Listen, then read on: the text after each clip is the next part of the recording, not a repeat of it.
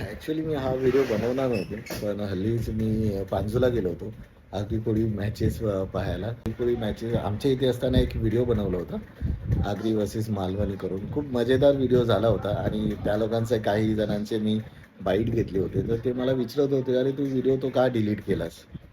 Actually मी clarification देणारच नव्हतो, पण ते विचारत होते.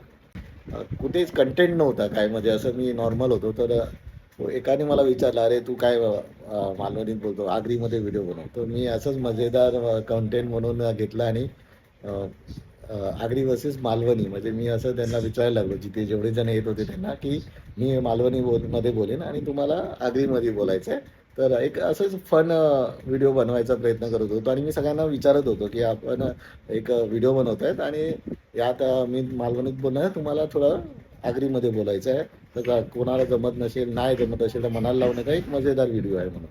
तर सगळ्यांचं असं मी परवानगी घेऊनच व्हिडिओ बनवत होतो आणि सगळ्यांचे असे मी व्हिडिओ शूट केले आणि तो व्हिडिओ चांगला झालेला पण.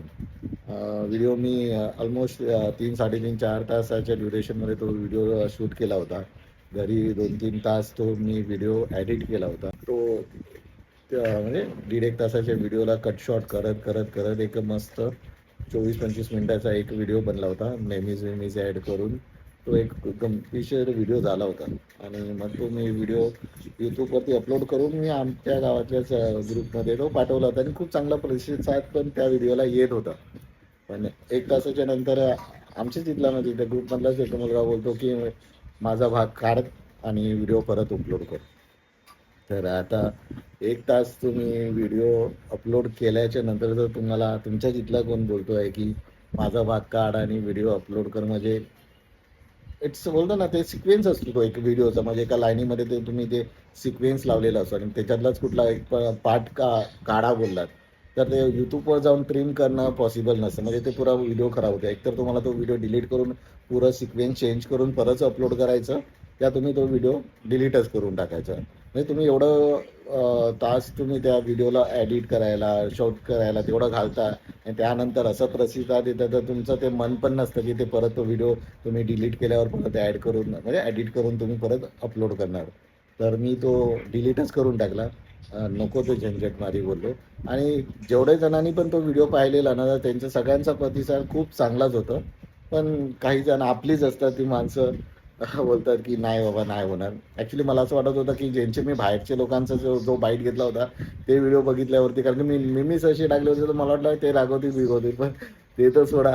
आपलेच लोकं बोलतात, की व्हिडिओ डिलीट कर. तर मला तिथे विचारत होते सगळेजण, की का नाही, का डिलीट केला? काय तो बोललो नाही त्यांना.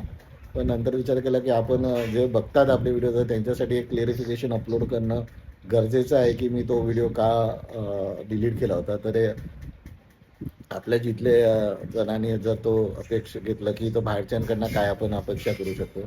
त्या ह्याच्यासाठी मी तो व्हिडिओ पार्ट काढला नाही. व्हिडिओच डिलीट करून टाकला.